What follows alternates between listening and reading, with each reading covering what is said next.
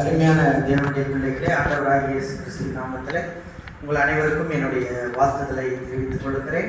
இந்த நாளிலும் கூட நாம் வெளிப்படுத்தின விசேஷம் 7ஆம் அதிகாரம் 5-8 வசனங்களை நாம் இன்னைக்கு செய்திக்காக எடுத்துக்கொள்வோம். வெளிப்படுத்தின விசேஷம் 7ஆம் அதிகாரம் 5ஆம் வசனத்திலிருந்து 8வது வசனம் வரை. யூதா கோத்திரத்தில் முத்திரை போடப்பட்டவர்கள் 12,000, ரூபன் கோத்திரத்திலே முத்திரை போடப்பட்டவர்கள் 12,000, காத் கோத்திரத்தில் முத்திரை போடப்பட்டவர்கள் 12,000, ஆசேர் கோத்திரத்தில் முத்திரை போடப்பட்டவர்கள் 12,000, நப்தலின் கோத்திரத்தில் முத்திரை போடப்பட்டவர்கள் 12,000, மனசே கோத்திரத்தில் முத்திரை போடப்பட்டவர்கள் 12,000, சிமியோன் கோத்திரத்திலே முத்திரை போடப்பட்டவர்கள் 12,000, லேவி கோத்திரத்தில் முத்திரை போடப்பட்டவர்கள் 12,000, இசக்கார் கோத்திரத்தில் முத்திரை போடப்பட்டவர்கள் 12,000, செபுலோன் கோத்திரத்தில் முத்திரை போடப்பட்டவர்கள் 12,000, யோசேப்பு கோத்திரத்தில் முத்திரை போடப்பட்டவர்கள் 12,000, பென்யமீன் கோத்திரத்தில் முத்திரை போடப்பட்டவர்கள் 12,000.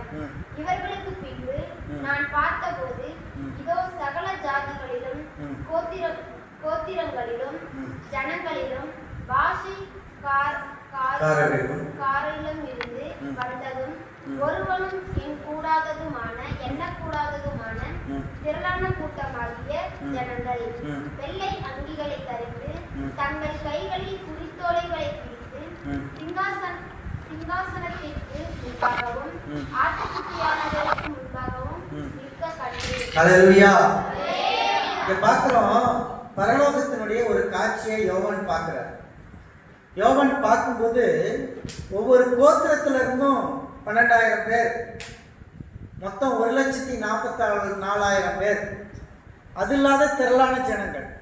இந்த 1,44,000 பேர் தான் யூதர்கள் பரலோகத்துக்கு போகிறாங்க. அடுத்தது நம்ம பார்த்தோம்னா திரளான ஜனங்கள்ன்றது கணக்கே இல்லை. அந்த கணக்கில் நீங்களும் நானும் இருக்கிறோம். ஹல்லேலூயா.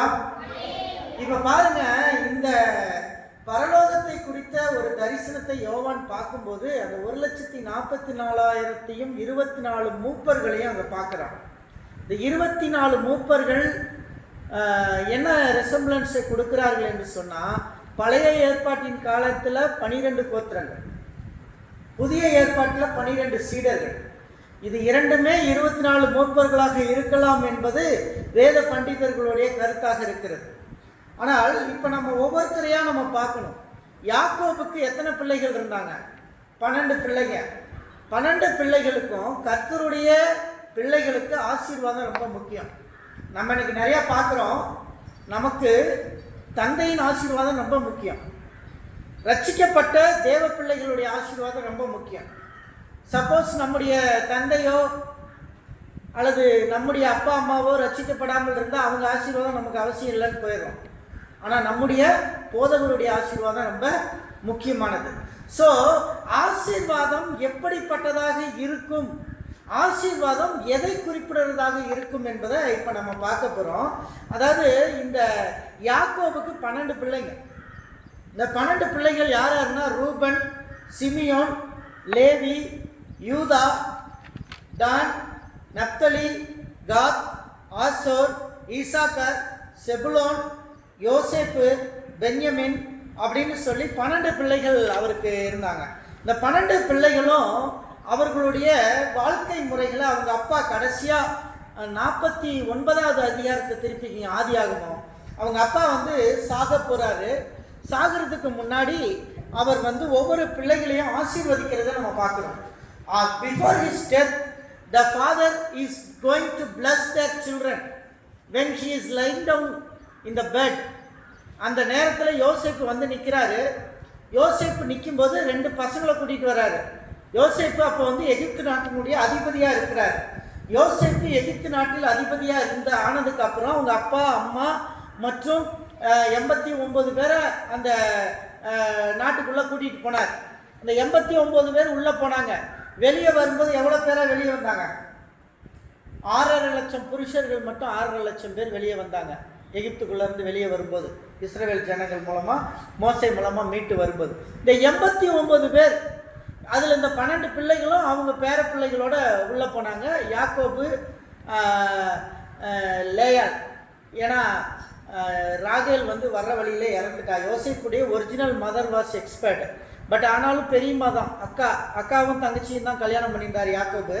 ஸோ அதில் பெரியம்மா வாஸ் அலைவ்டு. ஸோ பெரியம்மாவும் அப்பாவும் enter into the glory of ஈஜிப்டுக்குள்ளே போயிட்டாங்க. அப்பாவுக்கு சாப்பாடு எல்லாமே அரண்மனையிலிருந்து யோசேப்பின் மூலமாய் கொடுக்கப்பட்டது. ஆனால் அப்பா மரிக்கிறதுக்கு முன்னாடி அப்பாவை போய் பார்க்கறதுக்காக யோசேப்பு போகிறாரு. யோசேப்பு போய் கட்டலில் படுத்திருந்தவர் எந்திரிச்சு உட்காந்து பேச ஆரம்பிக்கிறாரு யாக்கோபு. அந்த 49வது வசனத்தில் எடுத்து படிங்க. 49வது அதிகாரம். யாக்கோபு தன் குமாரரை அழைத்து, நீங்கள் கூடி வாருங்கள், கடைசி நாட்களில் உங்களுக்கு நேரிடும் காரியங்களை அறிவிப்பேன். கடைசி நாட்கள்ல என்ன நடக்கும் அப்படின்றத நான் உங்களுக்கு என்ன செய்ய போறேன், சொல்ல போறேன் அப்படின்னு சொல்றாரு. சொல்லிட்டு என்ன சொல்றாரு பாருங்க. யாக்கோபின் குமாரரே, கூடி வந்து கேளுங்கள், உங்கள் தகப்பனாகிய இஸ்ரவேலுக்கு செவி கொடுங்கள். ரூபனே, நீ என் சேஷ்ட புத்திரன். ரூபனை பத்தி சொல்லும்போது, ரூபன் தான் மூத்த மகன். ரூபன் வந்து சேஷ்ட புத்திரன். யோசேப்பை வந்து கொண்டு போய் குழியில போட்டப்ப கூட அதை காப்பாற்றி எடுத்தான். ரூபன் அவ்வளோ நல்ல பையன்தான். ஆனால் அவனுக்குள்ள ஒரு சின்ன தப்பு இருந்தது. அவன் என்ன பண்ணான் பாருங்க. நீ என் சத்துவமும் என் முதல் பெறனுமானவன். நீ மேன்மையில் பிரதானமும் வல்லமையில் விசேஷமும் உள்ளவன். விசேஷமுமானவன். தண்ணீரை போல தளம்பினவனே. அவனை பார்த்து சொல்லும்போது, தண்ணீரை போல தளம்பினவன். தண்ணீரை ஒரு குடத்துல எடுத்துட்டு வந்தோம்னா நிறைய குடமா அரை குடமா இருக்கும், டடக்கு டடக்கு டடக்கு டடக்குன்னு தளம்பும். அந்த மாதிரி நீ உன் வாழ்க்கையில நீ தளம்பி போயிட்ட அப்படின்றாரு. என்ன ரூபன் செஞ்சான்? ரூபன் பண்ண தப்பு என்ன அப்படின்னா, அவன் வந்து தன்னுடைய யாக்கோபுக்கு 2 ஒய்ஃப் இருந்தாங்க. ஒரு ஒய்ஃப் வந்து லேயாள். லேயாள் பெற்றது ரூபன், சிமியோன், லேவி, யூதா. இந்த 4 பிள்ளைகளையும் லேயாள் வந்து பெற்றெடுத்தான். அடுத்தது வந்து லேயாளுக்கு 4 பிள்ளைங்க ஆனவனையே அவ தங்கச்சி ராகேல் என்ன பண்ணா அப்படின்னா, எனக்கு குழந்தையே இல்லை, ஆனால் அவளுக்கு மட்டும் 4 குழந்தை ஆயிடுச்சு. அதனால நீங்கள் என்ன பண்ணுங்க, என்னுடைய வேலைக்காரியை நான் கல்யாணம் பண்ணி தரேன், அவளை நீங்கள் வந்து அவள் மூலமாக வந்து எனக்கு பிள்ளையை பெற்றுக் கொடுங்க அப்படின்னு சொல்லிட்டு என்ன பண்ணா, ரேச்சல் வந்து பில்காலை, இந்த பில்கா அப்படின்னு ஒரு பொண்ணு, அந்த பில்காவை கல்யாணம் பண்ணி கொடுத்ததில் பில்காலுக்கு டான் அப்படின்னு ஒரு பையனும் நப்தலின்ற பையனும் பிறந்தாங்க. இதை பார்த்த உடனே லேயாள் என்ன பண்ணான்னா, நீங்கள் வந்து வேலைக்காரி மூலமாக வந்து குழந்தையை பெற்று அவளுக்கு கொடுத்துக்கிட்டு இருக்கீங்க, எனக்கிட்டே ஒரு வேலைக்காரி இருக்கா, அவளையும் நீங்கள் கல்யாணம் பண்ணுங்கன்னு ஷில்பாவை கல்யாணம் பண்ணி கொடுக்குறாங்க. ஷில்பா வந்து காத்தையும் ஆஸ்வரையும் பெற்றெடுக்கிறா ஷில்பா. இது மொத்தம் வந்து 8 குழந்தைங்க ஆகிப்பிருக்கு. 8 குழந்தைங்க ஆனதுக்கப்புறம் 9வது குழந்தைய மறுபடியும் லேயாலே ஈசாக்காரை பெற்றெடுக்கிறா. 10வது ஜெபுலோனையும் பெற்றெடுக்கிறா. இதை 2 பெற்று எடுத்ததுக்கு பிறகு ரேச்சல் கடைசியாக அழுக ஆரம்பிக்கிறா, எனக்குன்னு ஒரு வாரிசு இல்லையே, எப்படியாவது ஒரு வாரிசை கொடுங்க அப்படின்னு சொல்லும்போது தான் கர்த்தர் வந்து யோசேப்பை கொடுக்குறார். அது ராகேல் வந்து யோசேப்பை பெற்றெடுத்தோன்னா பயங்கர சந்தோஷம் ராகேலுக்கு. ஏன்னா ராகேலை தான் ஆக்சுவலி வந்து யாக்கோபு வந்து லவ் பண்ணான்.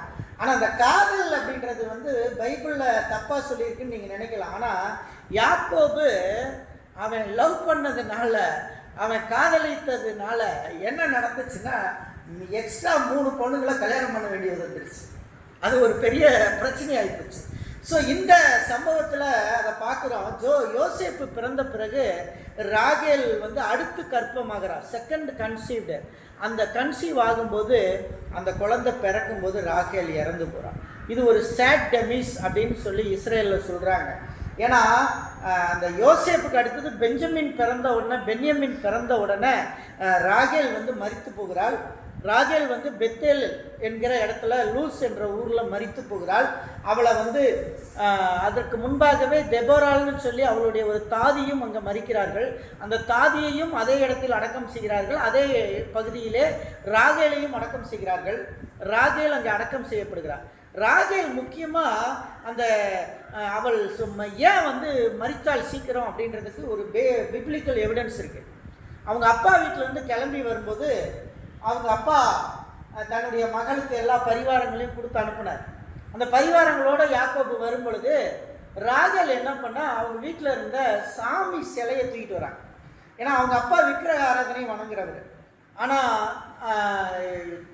இவர் யாக்கோபு வந்து விக்கிரக ஆராதனையை வணங்க மாட்டார். அவருக்கு வந்து விக்கிரகங்கள் பிடிக்காது. யாக்கோபு கிளம்பி வரும்போது ராகேல் என்ன பண்ணா, அவங்க வீட்டில் இருந்த குலதெய்வ சாமி சிலையை தூக்கிட்டு வந்துட்டான். அவள் இந்த குலதெய்வ சாமி சிலையை தூக்கிட்டு வந்துட்டு அவள் தன்னுடைய கூடாரத்துக்குள்ளே வச்சுருந்தான்.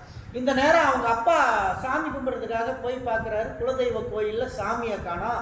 டேய், என் சாமியை தூக்கிட்டு போயிட்டான்டா அந்த யாக்கோபு பைய, நம்ம போய் அவனை திருப்பி பிடிச்சிட்டு வரலாம், நம்ம மருமகன் தான் இருந்தாலும் அவன் திருட்டு பையனாகிறான், என்னடா பண்ணுறது அப்படின்னோடனே அங்கே நேராக போகிறான். போய் மருமகா, அதை என்னுடைய சாமியை கொஞ்சம் கொடுறா, நீ எடுத்துகிட்டு போனது தப்பு, என் சாமியை கொஞ்சம் கொடுத்துட்றான்னும் போது இவனுக்கு பயங்கர கோவம் வந்துடுது. உன் சாமியை நான் எதுக்கு நான் திருடிட்டு வரேன், இப்போ நீ வேணால் உள்ளே போய் எல்லாம் செக் பண்ணிக்கோ, உன் சாமி ஒரு வேளை என்கிட்ட இருந்ததுன்னா நான் சபிக்கப்பட்டு போகிறேன், என்னை சபிச்சிடு, யாருக்கிட்ட இருக்கோ அவங்க சபிக்கப்படட்டுன்றது ஒரு வார்த்தையை சொல்கிறாரு. அதே மாதிரியே அவங்க அப்பா உள்ளே போய் தொலைவுறாரு, எல்லா டென்ட்லேயும் தொலைவுறாரு. ராகேலுடைய டென்ட்டுக்கு வரும்போது ராகேல் வந்து ஒட்டக மேலே வைக்கக்கூடிய ஒரு பெட்டி, அந்த ஒட்டக பெட்டி மேலே ராகேல் அந்த சாமி அடியில் போட்டு அது மேலே உட்காந்துக்கிட்டான். இப்போ அவங்க அப்பா வந்து எல்லா இடமும் சுற்றி தொலைவுறாரு. போகும்போது சொல்கிறா, அப்பா அப்பா வந்ததை நான் எந்திரிக்கலன்னு நினைக்க வேண்டாம், எனக்கு ஸ்திரீகளுக்கான சில வழிபாடுகள் எனக்கு ஆகிருக்கு, அதனால நான் எந்திரிக்கலை. ஆனால் சாமியை அடியில் வச்சுருக்கா, அது மேலே ஏறி உட்காந்துக்கிட்டான். ஆனால் இவர் சொன்னால் ஸ்திரீகளுக்கான இது வந்து எனக்கு வந்திருக்கனால இந்த மாதிரி ஒரு சூழ்நிலை இருக்குது, அதனால் நான் வந்து எந்திரிக்கலப்பா, அப்பா எதுவும் நினைக்க வேண்டாம்னு சொல்லுவோம். அவங்க அப்பா வந்து பரவாயில்ல சரி மகளே அப்படின்னு சொல்லிட்டு போயிட்டான். இவன் வந்து அதை ஒரு சாக்காக சொல்லிட்டு தப்பிச்சுக்கிட்டான். ஆனால் அந்த சாபம் வந்து ராகேல் மேலே வந்துருச்சு. அவங்க அப்பா முன்னாடி யாக்கோபு போட்ட சாபம் ராகேல் மேலே வந்துருச்சு. அதான் விக்கிரகன்றது பெரிய சபிக்கப்பட்ட ஒரு பிசாசு. அது வந்து நம்முடைய ஜென்ரேஷன் ஆஃப்டர் ஜென்ரேஷன் இந்த விக்கிரகத்தை வணங்குறது ஒரு பெரிய சாபத்தை கொடுக்கும். நம்முடைய நிறைய நேரங்களில் பார்க்குறோம். இதை எடுத்துகிட்டு வந்தால் கூட ராகேல் வந்து யாருடைய மனைவி, யாக்கோபினுடைய மனைவி. ஆனால் அவளுக்கு சாபத்தை வந்து 2 பேரும் மாமனாரும் மருமகனும் போட்டுக்கிட்டாங்க. ஆனால் அந்த சாபத்தில் ராகேல் உடன்பட்டதுனால ராகேலுக்கு அந்த சாபம் வந்துருச்சு. ராகேல் சபிக்கப்பட்டவளாக இருந்தாள். கடைசியாக நீங்கள் ஒன்று பைபிளில் படித்து பார்த்தீங்கன்னா, ராகேல் அடக்கம் பண்ணும்போது அந்த சிலையையும் அவளோட சேர்த்து அடக்கம் பண்ணிடுவாங்க. அந்த சிலையும் புதைச்சிடுவாங்க. அதே இடத்துல அந்த சிலையும் புதைச்சிட்டு யாக்கோபு வந்து இனி அந்த சாபம் என் குடும்பத்தில் வரக்கூடாது அப்படின்ட்டு யாக்கோபு அதை வந்து ரொம்ப கேர்ஃபுல்லாக ஹேண்டில் பண்ணுறதை நம்ம பார்க்குறோம். ஆனால் இந்த ரூபன் இருக்கானே, இவன் இந்த ராகேல் இறந்த பிறகு இந்த பில்காலை கண்ட்ரோல் பண்ண யாரும் கிடையாது. ஏன்னா ராகேலுடைய அடிமை பெண் தான் வந்து இந்த பில்காலும் வந்து தன்னுடைய அப்பாவுக்கு மனைவி தான். ஆனால் ரூபன் வந்து மூத்த பையன், லேயால் உடைய மூத்த மகன். இவன் என்ன செய்கிறான், ஒரு நாள் வந்து பில்காலோட போயிட்டு தகப்பனுடைய மஞ்சத்தை தீட்டு கொடுக்குறான். இதை வந்து யாக்கோபு பார்த்துட்டு மனசில் ரொம்ப வேதனைப்பட்டார். தான் மகன், மூத்த மகன் இப்படி பண்ணிட்டான் தன்னுடைய மனைவி அப்படின்னு சொல்லி. கடைசி வரை பில்காலோட அவர் சேராமல் இருந்தார். ஆனால் இப்போ அவர் சாகிறதுக்கு முன்னாடி ஒரு என்கவுண்டரை வைக்கிறாரு பாருங்க. தண்ணீரை போல தளம்பினவனே, அதை சொல்லுவார் பாருங்க, நீங்கள் படிங்க. தண்ணீரை போல தளம்பினவனே, நீ மேன்மை அடைய மாட்டாய், உன் தகப்பனுடைய மஞ்சத்தின் மேல் ஏறினாய், நீ அதை தீட்டுப்படுத்தினாய், என் படுக்கையின் மேல் ஏறினனே. சிமியோனும் லேவியும் ஏக சகோதரர்கள். இங்க பாருங்க, இந்த வார்த்தையை சொல்லிட்டு என் படுக்கையின் மேல் ஏறினவனே நீ மேன்மை அடைய மாட்டேன்னு சொல்லிட்டேன். You never come back. தகப்பனுடைய ஆசீர்வாதமும் சாபமும் ரொம்ப முக்கியம். அப்பன் வந்து சபிச்சிட்டானா முடிஞ்சு போச்சு கதை. அம்மாவுடைய ஆசீர்வாதத்தை இங்கே பெருசாக சொல்லலை. அப்பனுடைய ஆசீர்வாதம் ரொம்ப முக்கியமானது. அந்த அப்பன் வந்து கடவுளுடைய பிள்ளையா இருந்தால் டெஃபினட்டாக அந்த சாபங்கள் பழிக்கும். யாரோ ஒருத்தர் கர்த்தரையே ஏற்றுக்கொள்ளாதவன் ஆசீர்வாதம் கொடுத்தா நடக்குமானா அது நடக்காது. அல்லேலூயா.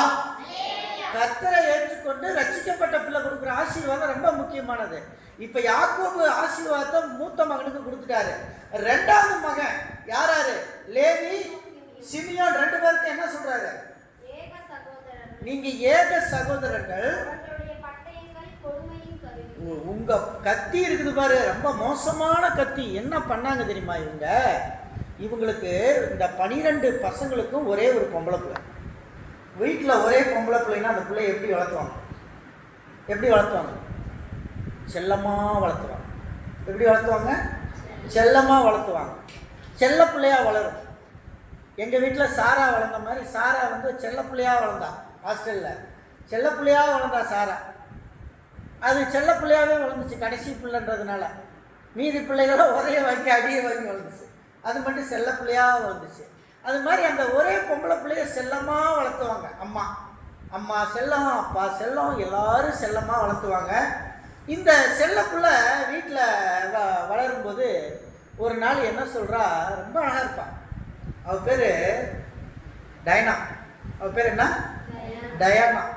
இந்த டயனா ரொம்ப அழகாக இருப்பாள். தமிழில் வந்து தீனால்னு போட்டிருக்கோம், தீனா அப்படின்னு போட்டிருக்கோம். இந்த டயனா ரொம்ப அழகான பொண்ணு. ஒரு நாள் என்ன பண்ணா, அவங்க அம்மாட்ட சொன்னா, அம்மா என்னை வந்து இந்த ஊரெல்லாம் சுற்றி பார்த்து கூட்டிகிட்டு போம்மா, சுற்றி பார்த்துட்டு வரலான்னு. சரின்னு ரதத்தில் எடுத்துக்கிட்டு, இவங்க தான் ரத வண்டி தானே அப்பெல்லாம், ரதத்து வண்டியில் ஏறி அம்மாவும் மகளும் மேலே உட்காந்து அப்படியே ஊரை சுற்றி பார்க்க போகிறாங்க. அப்படி ஒவ்வொரு ஊராக சுற்றி பார்த்துட்டு வரும்போது சீகேம்னு ஒரு ஊர் இருக்குது. அந்த சீகேம் ஊரில் சுற்றி பார்க்கும்போது இவ மேலே உட்கார்ந்து இருக்கிறத அந்த சீகேம் ஊர் தலைவருடைய பையன் பார்க்குறான். பார்த்தோன்னே இந்த பொண்ணு ரொம்ப அழகாக இருக்காளே அப்படின்னு சொல்லிட்டு தன்னுடைய ஆட்களை ஒரு 50 பேரை கூட்டிகிட்டு போய் நேராக ரதத்துலேருந்து அவளை பிடிச்சி இழுத்துக்கிட்டு நேராக கூட்டிகிட்டு போய் தன்னுடைய வீட்டில் வச்சுப்பான். இந்த செய்தி வந்து யாக்கோபுக்கு வருது. இந்த மாதிரி சீகேம் ஊர் தலைவனுடைய பையன் இந்த மாதிரி பண்ணிட்டான், உங்கள் பொண்ணை வந்து இழுத்துட்டு ஓடி போயிட்டான், உங்கள் பொண்ணை கூட்டிகிட்டு போய் அவன் கஸ்டடியில் வச்சுட்டான் அவன் ஊரில். அதனால அப்படின்னு யாக்கோபுக்கு வந்து சொல்கிறாங்க. யாக்கோபுக்கு சொன்ன உடனே யாக்கோபு யாருக்கிட்டையுமே பேசலை. ஏன்னா தன்னுடைய பசங்கள்லாம் வரட்டும், வந்ததுக்கப்புறம் பேசி ஒரு முடிவு எடுத்துக்கலான்னா பசங்கள்லாம் ஆடு மேய்க்க போயிட்டாங்க. அவங்க சாயங்காலம் வர வரைக்கும் யாக்கோபு பேசாமே இருக்காரு. பேசாமல் இருக்கும்போது பசங்கள்லாம் வர்றாங்க. பசங்க வர நேரம் பார்த்தா அந்த ஊர் தலைவர்களும் கொஞ்சம் பேர் வர்றான், பெரிய ஆள்லாம் வர்றான். வந்து ஏதோ நடந்து போச்சு யாக்கோபையா, ஏதோ வந்து உங்கள் பொண்ணை கொடுத்துருங்க, நம்மளும் பொண்ணு எடுத்துக்கலாம், நீ என் பொண்ணை வந்து நீங்கள் கூட்டிகிட்டு வந்தாலும் நல்லா இருக்காது, அதனால் பொண்ணை எங்களுக்கு கட்டி கொடுத்துருங்க, நடந்து போச்சு அப்படின்னு சொல்கிறாங்க. சரி அப்படின்னு என் பசங்கள்கிட்ட கேட்டு தான் நான் சொல்லணும் அப்படின்ட்டு பசங்கிட்ட கேட்குறாங்க. இப்போ இந்த லேவியும் சிமியோனும் தான் கூட பிறந்தவர்ல, இவங்க 2 பேரும் என்ன பண்ணுறானுங்க, வந்து என்னுடைய தங்கச்சி நாங்கள் சொல்கிறது தான் கேட்கணுன்னா மற்ற பசங்கள்லாம் அமைதியாகிட்டாங்க. இவங்க 2 பேரும் தான் பேசுகிறாங்க. ரூபன் கூட அதில் பேசலை. அதில் பேசுனது லேயால் பெற்ற சிமியோனும் லேவியும் பேசுகிறாங்க. இந்த டயனால பெற்றதும் லேயால் தான், மூத்த அம்மா தான். ஸோ லேயால் அது என்ன பண்ணாங்க, லேயால் பிள்ளைங்க 2 பேர் சிமியோனும் லேவியும் சொல்கிறாங்க, நீங்கள் எங்கள் முறைப்படி வந்து நீங்கள் ஆண்கள் எல்லாம் என்ன செய்யணும், உங்கள் பட்டணத்தில் இருக்கிற ஆண்கள் எல்லாம் வந்து சுண்ணத்து பண்ணிக்கணும், சுண்ணத்து பண்ணிக்கிட்டால் நாங்கள் வந்து பொண்ணு தர்றதுக்கு ரெடி அப்படின்னு. உடனே அவங்களும் சரிங்க நாங்கள் சுண்ணத்து பண்ணிக்கிறோம், உங்கள் சுண்ணத்து பண்ணுறவங்களெல்லாம் உங்கள் ஆளுங்களை வர சொல்லுங்கள், நாங்கள் எல்லாருமே சுண்ணத்து பண்ணிக்கிறோன்னொன்னே இவனுக்கு ஆளை அனுப்பிவிட்றான். லேவியும் சிமியோனும் சுண்ணத்து பண்ணுறதுக்கு ஆளை அனுப்பிவிட்டு அவங்க ஆண்களுக்கு எல்லாம் நுனித்தோலை வெட்டி எடுத்துட்டாங்க.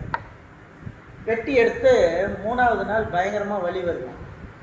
இந்த 3ஆவது நாள் பயங்கரமான வலியில் உட்காந்துருக்கானுங்களாம் ஆம்பளைங்கெல்லாம். ராத்திரியில் 2 பேரும் வீச்சர்வாலை எடுத்துக்கிட்டு அந்த பட்டணத்துக்குள்ளே போய் டோட்டல் கிராமத்தை சாட்சாங்க. டோட்டல் கிராமத்தையும் பட்டயத்தில் வெட்டி ஆம்பளைங்களை எல்லாம் வெட்டிட்டான். ஒரு ஆம்பளை அவன் எந்திரிக்க முடியாது, அவன் கத்தி தூக்குறதுக்குள்ள இங்கே கீழே வலி பிடிச்சிக்கோம்ல, அப்படியே வெட்டுன்னு வெட்டி டோட்டல் கிராமத்தை சாய்ச்சிட்டு தங்கச்சியை இழுத்துக்கிட்டு வந்துட்டான். இன்னைக்கு யாக்கோபு கேட்குறாரு, ஏண்டா இப்படி பண்ணுறீங்க, அநியாயம்டா இதெல்லாம். அவன் ஏதோ தப்பு பண்ணான், ஆனால் அவனுங்க வந்து இறங்கி வந்துட்டாங்க, நம்ம தான் அவனை விருத்த சேதனம் பண்ண சொல்லி நம்ம பொண்ணை கொடுத்துட்றோம்னு சொல்லிட்டோமே, ஏண்டா பொண்ணு வாழ்க்கை இப்படி பண்ணீங்கன்னு கேட்கும்போது அவன் சொன்னான், என்னுடைய தங்கச்சியை விபச்சாரி போல் எவனும் நடத்தக்கூடாதுன்னா இந்த 2 பேரும். அதை இன்னைக்கு அவர் சொல்கிறார், படிங்க. சிமியோனும் லேவியும் ஏக சகோதரர். அவர்களுடைய பட்டயங்கள் கொடுமையின் கருவிகள். என் ஆத்துமாவே, அவர்களுடைய ரகசிய ஆலோசனைக்கு உடன்படாதே. அவ பாத்தியா, என் ஆத்துமா என்ன செஞ்சிருச்சு? ரகசிய ஆலோசனைக்கு உடன்பட்டுருச்சு. இவங்க இவ்வளோ ஒரு சூட்சமாக அதில் பண்ணியிருப்பாங்கன்னு இவருக்கு நினைக்கல. இவர் கொஞ்சம் கூட நினச்சி பார்க்கல. சரி, நல்லதாக தானே இருக்குது, நீங்கள் சுண்ணத்து பண்ணிக்கிட்டீங்கன்னா எங்கள் பொண்ணை நாங்கள் எடுத்துக்கிற மாதிரி நம்ம கல்யாணம் பண்ணி கொடுத்துடலான்ட்டாங்க. ஆனால் இவனுங்க 3வது நாள் உள்ள புந்து டோட்டல் கிராமத்தை சாய்ச்சிட்டு அந்த ஊரில் இருந்த பொம்பளைகளை, எல்லா பொம்பளைகளையும், பொம்பளை குழந்தைகளையும் கூட்டு, இந்த ஆம்பளை குழந்தைகளை அங்கேயே க்ளோஸ் பண்ணிட்டாங்க. பொம்பளை பிள்ளைகளையும் பொம்பளைகளையும் கூட்டிகிட்டு வந்து இவனுங்க அந்த லேவி சிமியோனுடைய வீட்டில் இவங்க தோட்டத்துக்கு வேலை செய்கிறதுக்கு வேலைக்காரியாகவும் வேலைக்காரனாகவும் வச்சுக்கிட்டாங்க. இது யாக்கோபுக்கு பிடிக்கல. யாக்கோபு அதை சொன்னார், நீங்கள் வந்து உங்களுடைய கத்தி மோசமான கத்தி, உன்னுடைய ரகசிய ஆலோசனைக்கு உடன்பட்டேன். படிங்க. உடன்படாதே. என் மேன்மையே, அவர்கள் கூட்டத்தில் நீ சேராதே. என் மேன்மையே, யாக்கோபு என்ற மேன்மையானவனே, நீ இவனுங்களோட சேராதே. இவங்க 2 பேர்த்தோட என்றாரு, 2 பிள்ளைங்களா. அவர்கள் தங்கள் கோபத்தினாலே ஒரு புருஷனை கொன்று. இதை தெரிஞ்சுங்க, கோபத்தினாலே ஒரு புருஷனை கொன்று. அந்த புருஷன் யாரு? தயனா கூட்டிட்டு போனவன். அவனையும் கொண்டுட்டு தங்கள் அகங்காரத்தினாலே அரண்களை நிர்மூலமாக்கி, ஒரு அரண்களை நிர்மூலமாக்கி, ஒரு பட்டணத்தை அழிச்சு, உக்கிரமான அவர்கள் கோபமும் கொடுமையான அவர்கள் மூர்க்கமும் சபிக்கப்பட கடவுதுனாரு யாக்கோபு. யாக்கோபுக்கு மூர்க்க குணம் பிடிக்கல. யாக்கோபுக்கு சண்டை போடுறது பிடிக்கல. யாக்கோபுக்கு கடவுளுடைய பிள்ளையா வாழணுன்றது அவருடைய ஆசை. தன்னுடைய தாம் பெத்த பிள்ளைய வீச்சர் வாழை தூக்கிட்டு போறது பிடிக்கல. படிங்க அடுத்து. யாக்கோபுல இருந்து அவங்க பிரிஞ்சு போட்டோம் அந்த 2 பேருன்ட்டார்.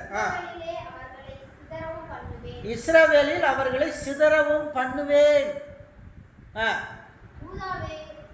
இப்ப யூதாவை பத்தி அடுத்து பேச போறோம். இந்த லேவிய மட்டும் நீங்க தெரிஞ்சுக்கோங்க. லேவிய வந்து இஸ்ரேலர்ல வந்து சிதறி போன லேவி, இப்ப லேவி கோத்திரத்துல ஒரு ஆளை கண்டுபிடிச்சு அவங்கள கொண்டு வந்து இஸ்ரேலில் வச்சு பயிற்சி கொடுத்துட்டு இருக்காங்க. அதை லாஸ்ட்டாக நான் பேசுகிறேன். நான் இந்த லேவியை வந்து நீங்கள் தனியாக வச்சுக்கோங்க, அவங்க சிதறி போயிட்டாங்க. அடுத்து யூதாவை பார்த்து சொல்கிறாரு, உள்ள பசங்களுக்கே அதிக ஆசீர்வாதத்தை கொடுத்தது யாருக்கு? யூதாவுக்கு. யூதாவுக்கு என்ன சொன்னார்?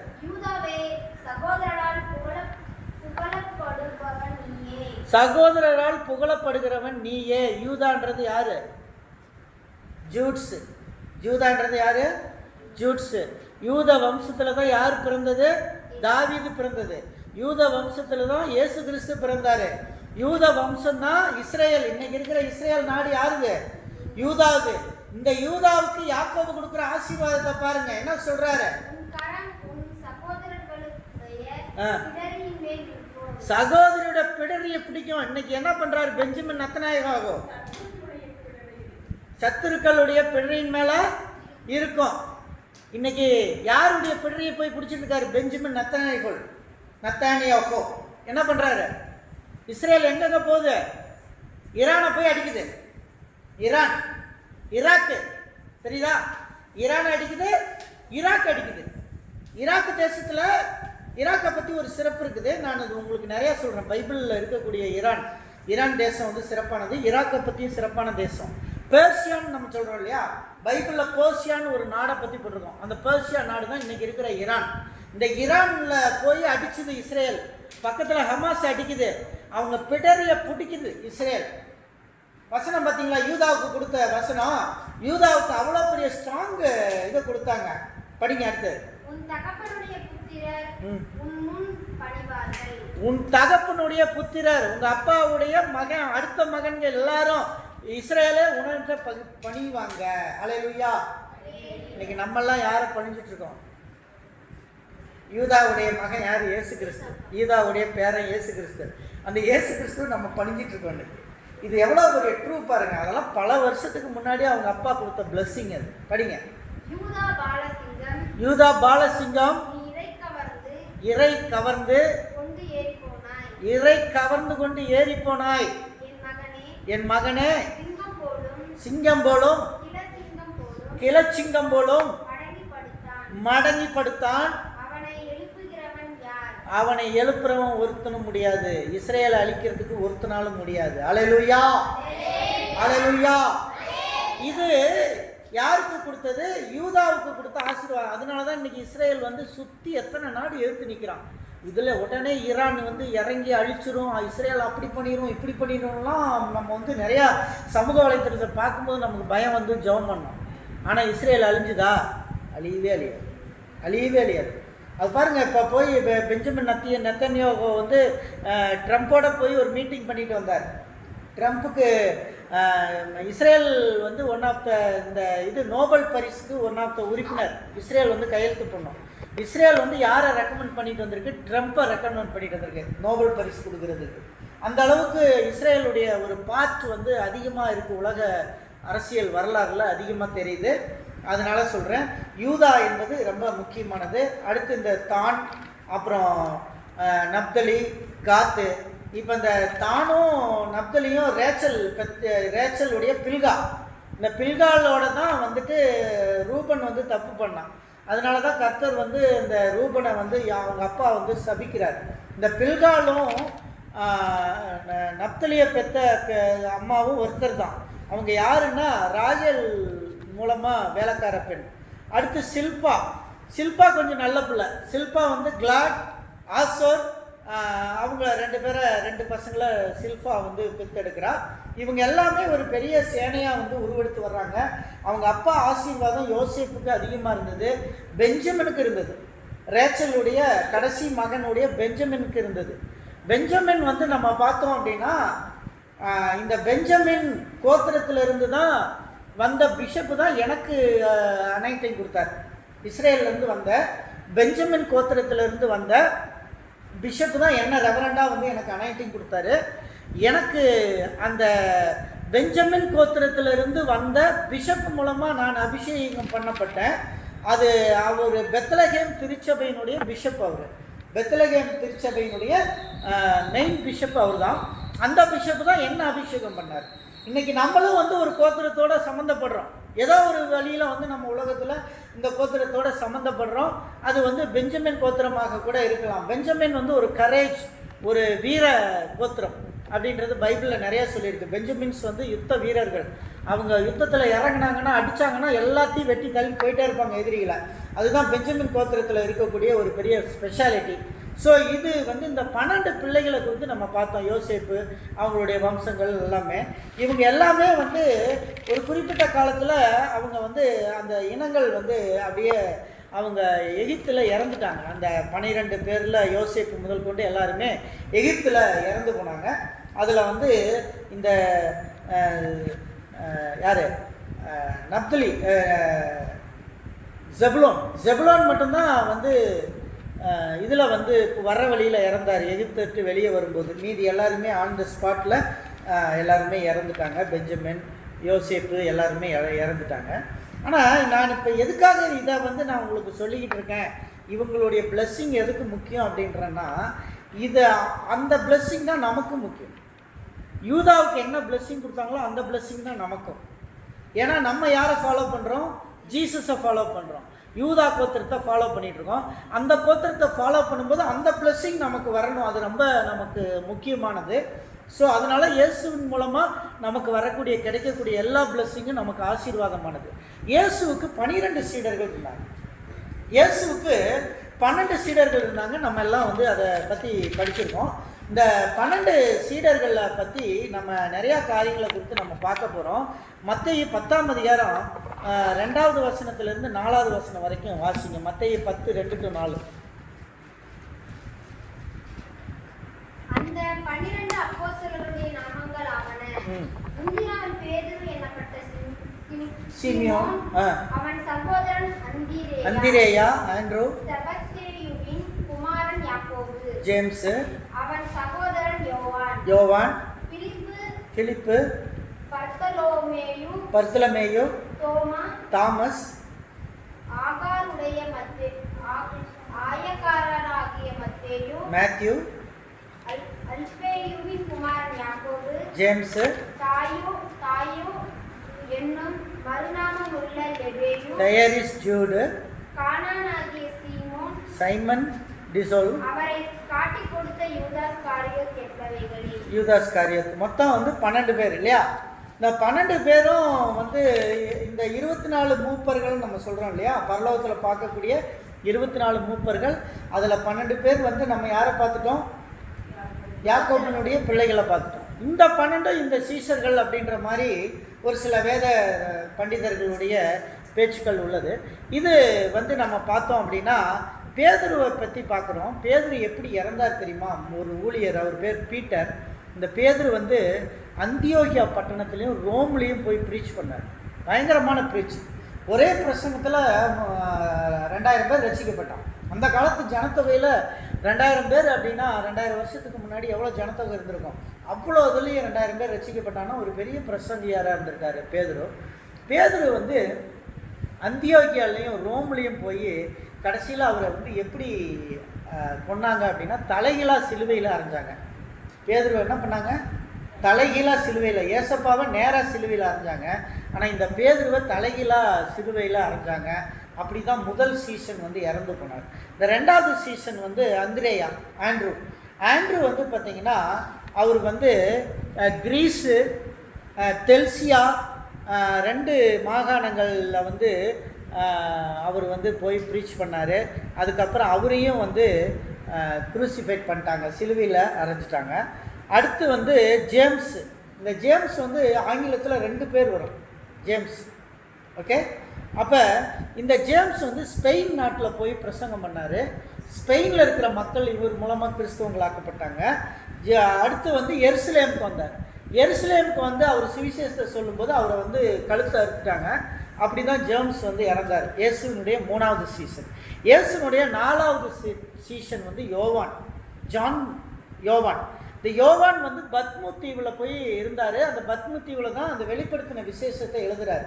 இவரை வந்து சிறைக்கு கொண்டு போகிறாங்க. என்ன பண்ணுறாங்க? அந்த காலத்தில் சிறையில் இன்றைக்கி நம்ம ஊரில் கொலை செஞ்சவங்களையெல்லாம் அந்தமானில் சிறையில் கொண்டு போய் போட்ட மாதிரி அன்னைக்கு வந்து பத்முன்ற ஒரு தீவில் கொண்டு போய் போடுவாங்க. அப்போ இவரை கொண்டு போய் பத்மு தீவில் விடுறாங்க. சாப்பாடு இல்லை, ஒன்றுமே இல்லை அந்த தீவில். அந்த தீவில் அப்படியே அவர் ஆண்டவரை துதிச்சுக்கிட்டு இருக்கும்போது தரிசனம் கிடைக்குது. அந்த தரிசனம் தான் இந்த ரெவலேஷன் சாப்டர் ஃபுல்லாக, எது வெளிப்படுத்தின விசேஷம் ஃபுல்லாக. அது லாஸ்ட்டு கடைசி நாளில் என்ன நடக்கும், இந்த பூமியில் என்ன நடக்கும் அப்படின்றதெல்லாம் அவங்க விவரித்து சொல்லியிருக்காங்க. அந்த காரியங்கள்லாம் இப்போ நடந்துக்கிட்டு இருக்கு. அவங்க அந்த கடைசி நாளில் நடக்கக்கூடிய காரியங்கள் எல்லாம் இப்போ நடந்துக்கிட்டு இருக்கு. அதை வந்து யோவான் எழுதினார். அந்த லாஸ்ட் டேஸில் வந்து யோவான் வந்து எழுதினார். அந்த காரியங்களில் முக்கியமாக ஒரு இது வந்து அந்த செங்காளையை பலியிடுறது, இந்த சிகப்பு காளையை வந்து பலியிடக்கூடிய ஒரு ரிச்சுவல் வந்து இஸ்ரேல் எருசலேம் ஆலய ஸ்தலத்தில் வந்து பலியிடுவாங்க. அது வந்து இப்போ நடக்க போகுது. அதுக்கான ட்ரையல்லாம் போயிட்டுருக்கு. அதை நான் பின்னாடி உங்களுக்கு சொல்கிறேன். ஏன்னா சீசர்களை பற்றி பேசிகிட்டு இருக்கேன். இவர் மட்டும்தான் நேச்சுரலாக இறந்துருக்காரு. இந்த யோவான் மட்டும்தான் இயற்கை மரணம். 100 வயசு உயிர் வாழ்ந்ததாக சொல்கிறாங்க. 100 வயசுக்கு பக்கத்தில் வந்து அவர் நேச்சுரலாக டெத் ஆகிருக்காரு. இயேசுனுடைய மார்பிளையே சாஞ்சிக்கிட்டு தூங்கின ஒரு சீசன் இந்த யோவான். அடுத்து பிலிப்பு ஃபிஜி ஐலாண்ட்லேயும் ஏசியா மைனர் ஃபுல்லாக பிலிப் வந்து ஊழியம் பண்ணியிருக்காரு. பிலிப் தான் நம்ம வந்து கந்தாயகா மந்திரியை போய் பார்த்து அவரை வந்து ரட்சிப்புக்குள்ளே நடத்தினவர் அந்த பிலிப்பு. ஸோ அவ்வளோ ஒரு வல்லமையுள்ள ஊழியக்காரர் பிலிப். இந்த பிலிப் வந்து கடைசியாக அவரை வந்து சிலுவையில் அடித்து கொண்டுட்டாங்க பிலிப்பை. அடுத்து வந்து பர்த்தலமேயு அப்படின்னு ஒரு சீஷர். இவர் வந்து இந்தியாவுக்கு வந்தார். இந்தியாவுக்கும் அர்மேனியாவுக்கும் போனார். இந்தியாவில் கொஞ்ச நாள் ஊழியம் பண்ணிவிட்டு அதுக்கப்புறம் அர்மேனியா போனார். அர்மேனியாவில் இவரை வந்து படுக்க வச்சு ரம்பத்தில் உடம்பை அப்படியே அறுத்துட்டாங்க. இவருடைய உடம்பை ரம்பத்தில் வச்சு அறுத்துட்டாங்க. பாருங்கள், கிறிஸ்துவம் எவ்வளோ பாடுகளை அனுபவிச்சிருக்கேன். அந்த அளவுக்கு நம்ம பாடுகளை அனுபவிக்கல. ஆனால் அவ்வளோ பாடுகளை அனுபவிச்சு தான் இந்த கிறிஸ்துவம் வளர்ந்துருக்கு இன்றைக்கி உலகத்தில். ஸோ இவரை வந்து இந்த பர்த்தலமேயுவை வந்து நேராக அர்மேனியாவில் வச்சு, நம்ம இந்தியாவில் கொள்ளலை, அர்மேனியாவில் வச்சு வாளில் அறுத்துடுறாங்க. அதுக்கப்புறம் தோமையர் அவர் வந்து ஊழியம் வந்து ஈரானுக்கு போகிறார், பெர்சியாவுக்கு. சென்ட் தாமஸ் வந்து பெர்சியாவுக்கு போயிட்டு கொஞ்ச நாள் பெர்சியாவில் ஊழியம் பண்ணிவிட்டு ஈரான்லேருந்து அப்படியே நேராக இந்தியாவுக்கு வர்றார். இந்தியாவுக்கு வந்தவர் இந்தியாவிலே ஃபுல்லாக வந்து அவர் ஊழியம் பண்ணுறாரு. அவர் நிரணம்னு ஒரு இடத்துல அவர் வந்து முத 2 பேருக்கு பேப்டிசம் கொடுத்த அந்த இடத்த நான் போயிருக்கேன். அந்த இடத்துல நான் வீடியோ பண்ணியிருக்கேன். அந்த வீடியோவையும் நான் வந்து உங்களுக்கு வீடியோ போட்டிருக்கேன் சர்ச் குரூப்பில். எப்படின்னா அந்த இடத்துல வந்து அவர் 2 பேருக்கு AD 56 2 பேருக்கு ஞானஸ்தானம் கொடுத்துருக்காரு. அந்த ஞானஸ்தானம் கொடுத்த அந்த ரிவரில் இறங்கியிருக்கேன். அதே மாதிரி அவருக்கு ஒரு நினைவு சின்னமாக ஒரு சிலுவை அந்த இடத்துல வச்சுருக்காங்க. அந்த இடத்துக்கு நான் போயிருக்கேன். சென்ட் தாமஸ் மூலமாக ஞானஸ்நானம் எடுத்த இடத்துல இன்றைக்கி ஒரு சர்ச் இருக்குது.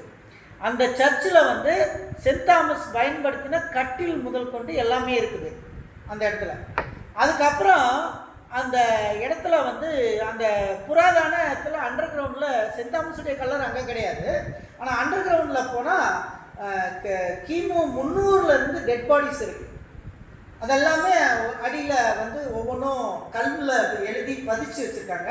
ஒவ்வொரு வருஷத்தையும் அடுக்கி அண்டர் கிரவுண்டில் அந்த சர்ச்சினுடைய அண்டர் கிரவுண்ட் ஃபுல்லாகவே கிரேவியார்டாக இருக்குது. அது எல்லாமே வந்து இப்படி பாக்ஸாக உள்ளே போட்டு பாடி அப்படியே பாக்ஸாக அடுக்கி வச்சுருக்காங்க. சென்ட் தாமஸ் வந்து 7 சர்ச் அங்கே கட்டுறார். எங்கே திருவள்ளான்ற இடத்துல இருந்து கேரளாவில் 7 திருச்சபை கட்டுறாரு. 7 திருச்சபை கட்டிட்டார். 7வது திருச்சபை ஹாஃப் ஃபினிஷ் பண்ணுறாரு. ஹாஃப் ஃபினிஷ் பண்ணும்போது அவருக்கு அழைப்பு தமிழ்நாட்டுக்கு வருது. he came to Tamil Nadu. அவர் தமிழ்நாட்டுக்கு வர்றார்.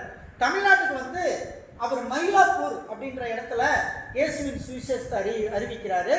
அப்படி அறிவிக்கும் பொழுது திருவள்ளுவர் அவரை வந்து ஆதரித்ததாகவும், திருவள்ளுவர் அந்த திருக்குறளை எழுதும் பொழுது அகர முகர எழுத்தெல்லாம் ஆதி பகவான் முதற்றே உலகு என்ற அந்த கான்செப்டை எழுதும் பொழுது சென்ட் தாமஸை சந்தித்த பிறகு அந்த வார்த்தை எழுதினதாக சில அறிவியல் வரலாற்று புத்தகங்கள் சொல்லுகிறது. அப்புறம் அந்த நேரம் திருவள்ளுவர் வெளியூர்களுக்கு சென்ற பொழுது சென்ட் தாமஸை வந்து என்ன சொல்லிட்டு போயிருந்தார், நீங்கள் எங்கேயும் வெளியே போகாதீங்க, இந்த ஊர் மோசமான ஊர், இந்த மக்கள் மோசமானவங்க அப்படின்னு சொல்கிறாரு. ஆனால் தாமஸ் கேட்காம என்ன பண்ணாருன்னா வெளியே போய் சுவிசேஷத்தை சொல்லிக்கிட்டே இருந்தார். பரங்கிமலையில் சுவிசேஷத்தை சொல்லும்போது அவங்க எல்லாம் கல்லெடுத்து அடிக்க ஆரம்பிச்சிட்டாங்க. கல்லடிப்பட்டு அவர் நேராக ஓடுறாரு. ஓடும்போது இந்த சென்ட் தாமஸ் மவுண்ட் மேலே ஏறும்போது அவரை வந்து ஈட்டியில் குத்திடுறாங்க. குத்தி அந்த இடத்துல செத்துறாரு. இன்றைக்கி சென்னையில் இருக்க சென்ட் தாமஸ் மவுண்ட் வந்து சென்ட் தாமஸுடைய ரத்தம் சிந்தப்பட்ட இடம். அவருடைய கல்லறை இன்னமும் இருக்குது.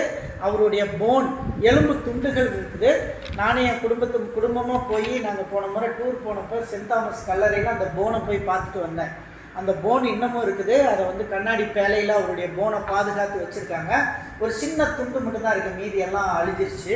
அவருடைய போன் மட்டும் ஒரு சின்ன ஒரு துண்டு இருக்கிறது. அவருடைய கல்லறை அங்கேயே இருக்கிறது. அவரை குத்திய இடம் இருக்கிறது. அங்கே ஒரு திருச்சபை கட்டப்பட்டிருக்கிறது. அந்த திருச்சபை மக்களின் பார்வைக்காக வைக்கப்பட்டிருக்கிறது. சென்னைக்கு போனால் சென்ட் தாமஸ் மவுண்ட் போய் அந்த சாந்தோம் திருச்சபையை பாருங்கள். சாந்தோம் ஆலயம் சென்ட் தாமஸினுடைய ஒரிஜினல் சர்ச் அண்ட் ஹிஸ்டரி. அந்த சென்ட் தாமஸ் மூலமாக தான் எங்களுடைய வம்சம் ரட்சிக்கப்பட்டது. எங்களுடைய மூதாதையர்கள் ரட்சிக்கப்பட்டார்கள். எங்களுடைய மூதாதையர்கள் ரட்சிக்கப்பட்டதுனால அந்த சென்ட் தாமஸ் என்ற பெயரை நாங்கள் வந்து எங்களுடைய குடும்பத்திலே ஒருவருக்கு வைப்போம். இப்போ எனக்கு எங்கள் குடும்பத்திலே என்னுடைய பெரியப்பா மகன் மூத்த மகனுக்கு தாமஸ் என்று வைத்திருப்பேன். என்னுடைய அப்பா கடைசியாக எனக்கு வரும்பொழுது எனக்கு தாமஸ் என்று வைத்திருந்தார். செயின்ட் தாமஸ் என்று வைத்திருந்தார். இந்த தாமஸ் என்ற பெயரை நாங்கள் பின்னாடி சேர்த்துக்கொள்வோம். ஏனென்றால் சென்ட் தாமஸனுடைய வம்சத்திலிருந்து ரட்சிக்கப்பட்டு வந்தவர்கள் என்பதனாலே அதை தொன்று தொட்டு நாங்கள் அதை இன்னைக்கும் 2000 ஆண்டு காலமாக அதை செய்திருக்கிறோம். இப்பொழுது என்னுடைய முதல் மகனுக்கு தாமஸ் என்ற பெயரை வைக்கவில்லை. 2வது மகனுக்கு பிரைட்டன் கே தாமஸ் என்று வைத்திருக்கிறோம். அதற்கு காரணம் என்னவென்று சொன்னால், அவனுக்கு பிறக்கும் ஒரு மகனுக்கு அவன் சென்ட் தாமஸ் என்று வைக்க வேண்டும். அதே போல மூத்த மகனுக்கு பிறக்கிற ஒரு மகனுக்கு சென்ட் தாமஸ், அந்த தாமஸ் என்ற பெயரை வைக்க வேண்டும் என்பது எங்களுடைய ஐதீக முறைப்படி 2000 ஆண்டுகளாக நாங்கள் சென்ட் தாமஸ் டிசைபிள் மூலமாக எங்களுடைய மூதாதையர்கள் இந்து குடும்பத்திலே பல ஆண்டுகளுக்கு முன்பாக AD 56 அவர்கள் திருவள்ளா பட்டணத்திலே அவர்கள் மேமன வடக்கே முறி என்று சொல்லுகிற ஒரு குடும்ப பாரம்பரியத்திலிருந்து வந்தவர்கள். அவர்கள் மேல் மனை வீட்டுக்காரராக வாழ்ந்து வந்தவர்கள், சொத்தும் செல்வமும் செழிப்போடு வாழ்ந்தவர்கள். அவர்கள் மிகவும் பிராமண கொள்கையை உடையவர்கள். பூஜை ஆராதிப்பதும் இந்து கோயில்களை பராமரிக்கிற வேலைகளையும் செய்து வந்தவர்கள். அந்த பிராமண வம்சத்திலிருந்து அவர்கள் இயேசுவை ஏற்றுக்கொண்டபடியினாலே அந்த வம்சத்திலிருந்து வந்தபடினாலே இன்றைக்கும் எங்களுடைய கம்யூனிட்டி சர்டிஃபிகேட்டில் எஃப்சி என்று போடப்படுகிறது. தமிழ்நாட்டுக்கு வந்த பிறகு பிசி ஆகிவிட்டோம். ஆனால் எங்களுடைய கம்யூனிட்டி சர்டிஃபிகேட்டில் எஃப்சி என்று போடப்படுகிறது. எஃப்சி என்றால் ஃபார்வர்ட் கம்யூனிட்டி, பிராமண இதிலிருந்து கிறிஸ்தவத்துக்கு தழுவினவர்கள் என்று போடப்பட்டு கொண்டிருந்தது. தமிழ்நாட்டுக்கு வரும்பொழுது அந்த கேடர் இல்லை, தமிழ்நாட்டில் அந்த காலமே கிடையாது. அதனால என்ன பண்ணாங்க, பிசியில் தூக்கி போட்டுட்டாங்க. இந்த மாதிரி வம்சங்கள் பல கடந்து வந்தாலும் பல்வேறு காலகட்டத்தில் நம்மளும் சென்ட் தாமஸனுடைய ஒரு இந்த சர்ச்சுக்கு கூட வந்து ஈபிகாரன் பேர் வச்சுருக்கான். நான் வைக்கல, நம்ம வச்சுருக்கோம். ஹெப்ரான் சர்ச்சுன்னு பேர் வச்சுருக்கோம். ஈபிகாரன் எப்படி பேர் வச்சுருக்கான்? Saint Thomas church. இந்த சர்ச்சுக்கு பேர் என்ன? Saint Thomas church. ஏன்னா இந்த லேண்டு செயின்ட் தாமஸ் பேரில் இருக்கு. அவன் அங்கே கொண்டு போய் அப்ளிகேஷன் அந்த காலத்தில் கொடுத்தப்ப செயின்ட் தாமஸ்ன்னு எழுதுறதுக்கு சென்ட் தாமஸ்ன்னு எழுதி ஈபி பில்லு, வருஷம் ஈபி பில்லு வரும்போது சென்ட் தாமஸ் சர்ச்சுக்கு ஈபி பில்லு வரும். அது கடவுள் கிருபைதான். ஏன்னா நம்ம அந்த வம்சத்தில் வந்திருக்கோம் அப்படின்றத நிறைவேற்றுவதற்கு இந்த சபையும் இருக்கிறது. அல்லேலூயா. அந்த சென்ட் தாமஸனுடைய வம்சத்தில் வந்தவர்கள் இன்றைக்கும் அவர்கள் அனைவருமே கேரளா மாநிலத்திலும் தமிழ்நாட்டிலும் அநேகர் இருக்கிறார்கள். அநேக கிறிஸ்தவ குடும்பங்கள் இருக்கிறது. நீங்களும் இன்னைக்கு அந்த சென்ட் தாமஸ் வம்சத்தில் வந்தவர்கள் என்று உங்களையும் சொல்லிக்கொள்ளலாம். ஏனென்று சொன்னால் நீங்கள் இங்கே ஹெப்ரான் சபையில் ஞானஸ்தானம் எடுத்தீங்கன்னா நீங்களும் சென்ட் தாமஸ் வம்சத்தில் வந்துட்டீங்க. அல்லேலூயா, அல்லேலூயா. இப்போ நீங்களும் சென்ட் தாமஸனுடைய கேடரில் வரக்கூடிய பிள்ளைகள். அப்போ அந்த 24 மூப்பரில் ஒரு மூப்பர் சென்ட் தாமஸ் இருக்கிறாரு. அந்த ஒரு சென்ட் தாமஸில் நீங்கள்லாம் வந்துடுறீங்க. பரலோகத்தில் திரளான ஜனங்கள் கூட்டத்தில் நீங்கள் எல்லாரும் வந்துடுறீங்க. அடுத்தது மத்தேயு. இந்த மேத்யூன்றவர் வந்து ரொம்ப வயசானவர். எத்தியோப்பியாவில் போய் ஊழியம் பண்ணார். எத்தியோப்பியாவில் அவரை வந்து செலைன் டெத் பண்ணிட்டாங்க. அவரை வந்து வெட்டி கொண்டுட்டாங்க. எத்தியோப்பியாவில் இறந்துட்டார். இன்றைக்கி எத்தியோப்பிய கிறிஸ்தவர்கள் எல்லாருமே மேத்யூவை வந்து ரொம்ப அவங்களுடைய பிரசித்தி பெற்ற ஒரு நபராக கருதுகிறார்கள் எத்தியோப்பியர்கள் ஆப்பிரிக்காவில். அடுத்து வந்து இந்த ஜேம்ஸ், இந்த 2வது ஜேம்ஸ், மூணாவது ஊழியக்காரனும் பேரும் ஜேம்ஸ் தான். இந்த ஊழியக்காரன் வந்து 9வது ஊழியக்காரன். இவர் வந்து எருசலேம் ஆலயத்திலேருந்து தூக்கி வீசப்பட்டார். மேலேருந்து அவரை வந்து தூக்கி எரிஞ்சிட்டாங்க. அங்கேருந்து கீழே விழுந்து செத்து போனார். அடுத்து வந்து யூதா என்று அழைக்கப்படுகிற தரியஸ் ஜூடு என்று அழைக்கப்படுகிறவர். அந்த தரியஸ் வந்து சிரியா பகுதிகளில் ஊழியம் பண்ணார். மெசப்பத்தோமியான்ற இடத்துல அவர் வந்து ஊழியத்தை செஞ்சார். கடைசியாக அவரையும் கொலை செய்தார்கள். அந்த சிரியா வந்து இன்றைக்கி கிறிஸ்தவ நாடு. சிரியா வந்து கிறிஸ்தவ நாடு. நான் என்னுடைய அட்மினிஸ்ட்ரேட்டிவ் படிக்கும்போது சிரியாவிலேருந்து எனக்கு ஒரு ஃப்ரெண்டு இருந்தான். அவள் அந்த பிள்ளை பார்க்கும்போது நான் போய் பார்ப்பேன், அவன் சிரியாவிலேருந்து வந்திருக்கேன் அப்படின்வான். அப்போ வந்து நான் பைபிளில் இருக்கேன் சிரியா அப்படின்னு கேட்கும்போது அவங்களுடைய அந்த புராதன டமாஸ்கஸ் ஸ்ட்ரீட்டு, தமஸ்கு வீதியில் தான் அந்த பொண்ணு வந்து இருக்கா, அவங்களுடைய வீடு இருக்குதுன்னு சொன்னான். ஸோ அந்த மாதிரி ஒரு பிரசித்தி பெற்ற ஒரு ஊர்லேருந்து நம்ம பைபிளில் பார்க்கக்கூடிய நபர் வந்திருக்கும் போது நம்ம அவங்கள பார்க்கும்போது வீக்காக ஒரு சர்ப்ரைஸ் நமக்கு வருது. ஸோ அந்த மாதிரி வந்து அந்த இடத்துல போய் ஊழியம் பண்ணவர் தான் இந்த தரியஸ் ஜூடு. அவங்க மூலமாக தான் இந்த சிரியன்ஸ் எல்லாமே ரசிக்கப்பட்டிருக்காங்க. அதில் நிறையா முஸ்லீம்ஸும் சிரியாவில் இருக்காங்க இன்றைக்கி. அடுத்து வந்து சைமன் டிசோலான்னு ஒரு ஊழியக்காரர். இவர் நார்த் ஆப்பிரிக்கா முழுசும் போனார். கடைசியாக வந்து பெர்ஷியாவில் ஈரானில் வச்சு அவரை கொலை செஞ்சாங்க.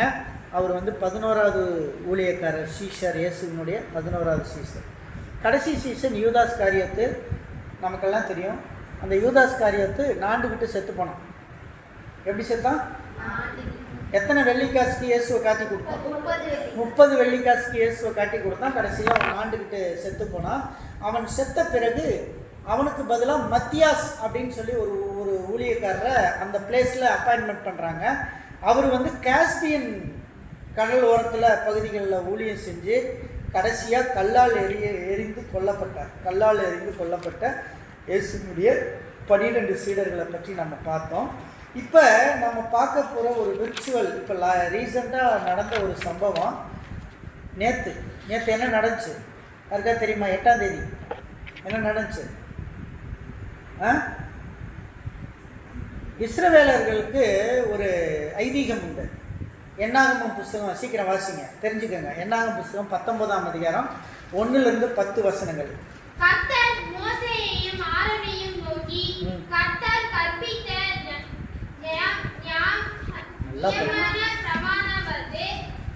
நியாயப்பிரமாணமாவது பழுதற்றதும் ஊனமில்லாததும் நுகத்தடிக்கு உட்படாததுமாகிய சிவப்பான ஒரு கிடாரியை, சிகப்பு கிடாரி, நல்லா கேட்டுக்கங்க. இந்த ரெட் கால்ஃப், இந்த சிகப்பு கிடாரியை தான் பலியிடணும்னு சொல்லி இந்த வசனம் எல்லாம் வீட்டில் போய் படிச்சு பாருங்க. 1 10 வசனங்கள் சிகப்பு கிடாரியினுடைய பலியிடுதலை பற்றி இருக்கு. ஏசாயா 11:12 படிங்க. ஏசாயா 11:12.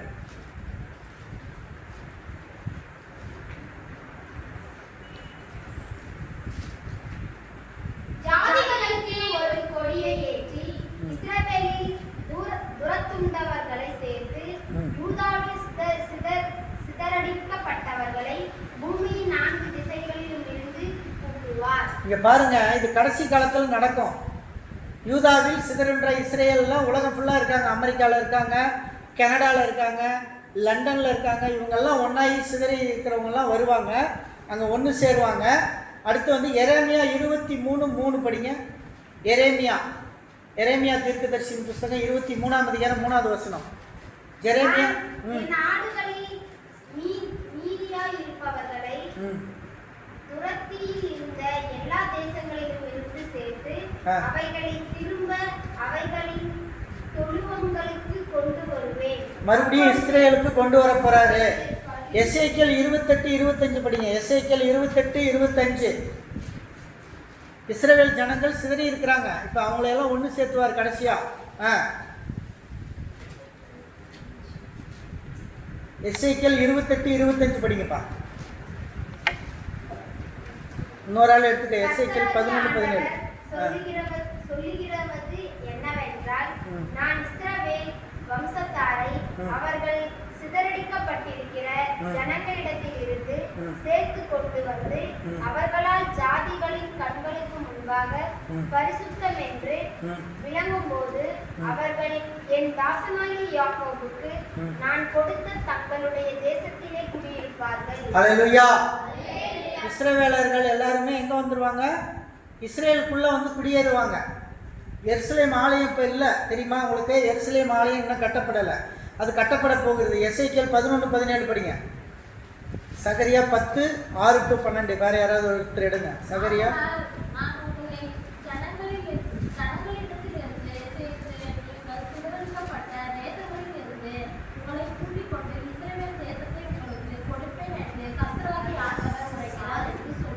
பத்தியா, இதெல்லாம் தீர்க்கதரிசினால சொல்லிடுச்சு, நான் இந்த தேசத்தை உங்களுக்கு தருவேன் அப்படின்னு. பாலஸ்தீனியர்களிருந்து இப்போ அந்த தேசம் வந்து இஸ்ரேல் கைக்கு வந்துருச்சு. சகரியா 10ஆம் அதிகாரம் 6-12. சகரியா 10:6-12.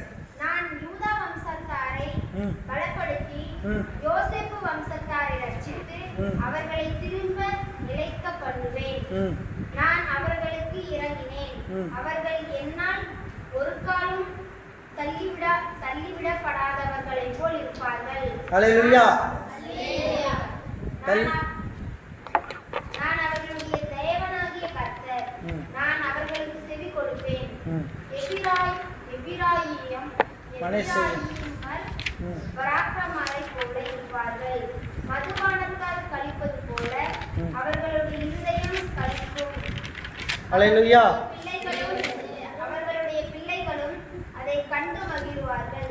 சரி, இப்போ வந்து கடைசி வசனம் சங்கீதம் 147:2 படி.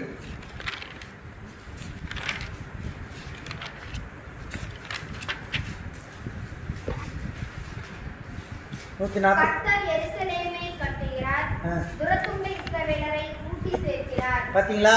கடைசியா எருசலேம் கட்டப்படும். எருசலேம்ல ஆலயம் கட்டப்படும். இந்த ஆலயம் கட்டுறதுக்கு முன்னாடி இந்த ரெட் கால்ஃபினுடைய செங்காலையினுடைய ஒரு ஆராதனை இருக்கும், விர்ச்சுவல் ஆராதனை. அதில் வந்து சிகப்பு காளை. இன்னைக்கு வந்து இஸ்ரேலர்களுக்கு இது வந்து இந்த என்னாகமம் புஸ்தகம் 19ஆம் அதிகாரம் 1-10 வசனத்தில் மோசே கிட்ட சொன்னது மாதிரி இந்த செங்காலை பலியிடுறது வந்து ஒரு முக்கியமான விர்ச்சுவல். அதை பலியிடுறதுக்கு தேவனுடைய ஆலயம் இன்னைக்கு இல்லை. ஆனால் இன்னைக்கு பெஞ்சமின் நத்தனியாகு என்ன பண்ணியிருக்காரு, 8ஆம் தேதி செங்காலையை கண்டுபிடிச்சி அமெரிக்காவில் ஒரு இடத்துல அந்த காளையை கண்டுபிடிச்சிருக்காங்க. அந்த செங்காலையை ஃப்ளைட்டில் கொண்டு வந்துட்டாங்க. 2 காளைகளை கொண்டு வந்திருக்காங்க. அதில் ஒரு காளையை நேற்று பலியிட்டு ட்ரையல் பார்த்துருக்காங்க. நேற்று பலியிட்டு அந்த செங்காலையை அந்த பலியிட்டு ட்ரையல் பார்த்துருக்காங்க. அதில் லேவி குடும்பத்தார் தான் வந்து ஆசிரியர்களாக இருக்கணும், லேவி குடும்பத்தார். இப்போ லேவி குடும்பத்தை கண்டுபிடிச்சிட்டாங்க. இந்த லேவி குடும்பத்தை யாக்கோபு வந்து சிதற பண்ணுவேன்னு சொன்னார் இல்லையா? லேவி குடும்பத்துக்கு வந்து அவங்களுக்கு நிலமே கொடுக்கல.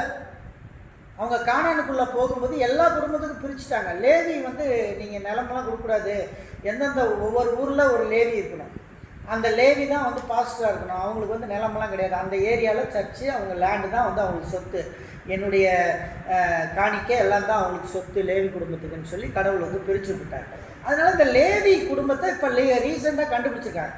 இவங்க தான் இந்த லேவி ட்ரைபில் வராங்கன்றதை கண்டுபிடிச்சி அவங்களுக்கு இப்போ வந்து பயிற்சி கொடுத்துருக்காங்க, ஆசாரிய பயிற்சி கொடுத்துருக்காங்க. எப்படி வந்து முறைமையின்படி அந்த பலியிடுதல் பண்ணணும், அந்த ரத்தத்தை பிடிச்சி எப்படி சான்டிஃபிகேஷன் பண்ணணும், அந்த உடைகளெல்லாம் எப்படி அணியணும் அப்படின்னு சொல்லி அவங்களுக்கு ஆசாரிய முறைமையை வந்து சொல்லி கொடுத்துருக்காங்க.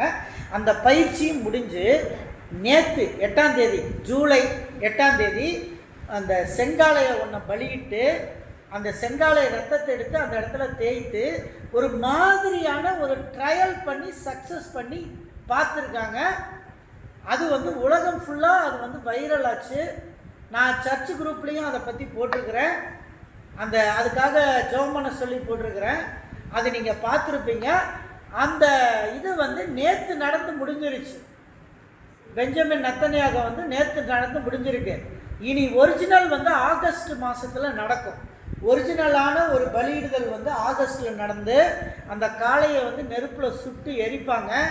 எரிச்சதுக்கு பிறகு எருசலேம் ஆலயம் கட்டப்படும். எருசலேம் ஆலயம் கட்டப்படும் பொழுது நல்லா தெரிஞ்சுக்கங்க, எருசலேம் ஆலயம் கட்டப்படும் பொழுது சபை எடுத்துக்கொள்ளப்படும். சபை எடுத்துக்கொள்ளப்படும். ரகசிய வருகை வரும்.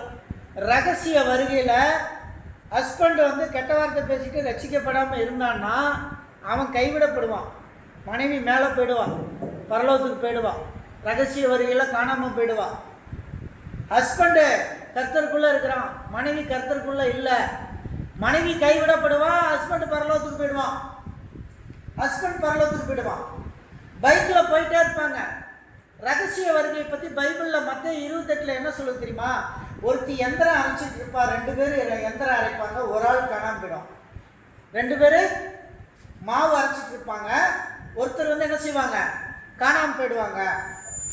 ஒருத்தர் எந்திரம் அரைச்சிட்டு இருப்பாங்க, எந்திரத்தில் வேலை செய்வாங்க, மில்லில் வேலை செய்வாங்க, 2 பேர் வேலை செய்வாங்க, ஒரு ஆள் காணாமல் போயிடுவாங்க. ஃப்ளைட் ஓட்டும்போது 2 பைலட் வச்சுருக்காங்க தெரியுமா? ஏன் 2 பைலட் வச்சுருக்காங்க? ரப்சர் எந்த நேரமும் நடக்கும்.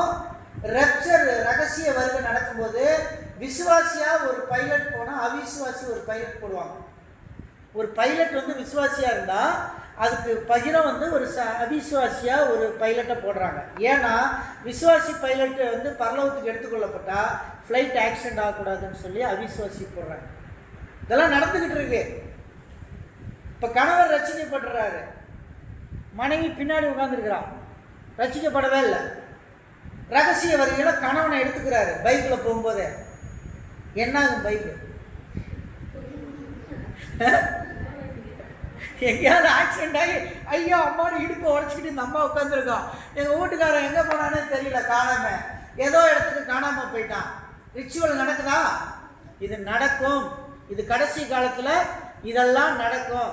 அதுதான் இன்னைக்கு நடந்துக்கிட்டு இருக்கு. இன்னைக்கு சம்பவம் அந்த ரகசிய வருகை இப்போ பக்கத்தில் வந்துக்கிட்டு இருக்கு.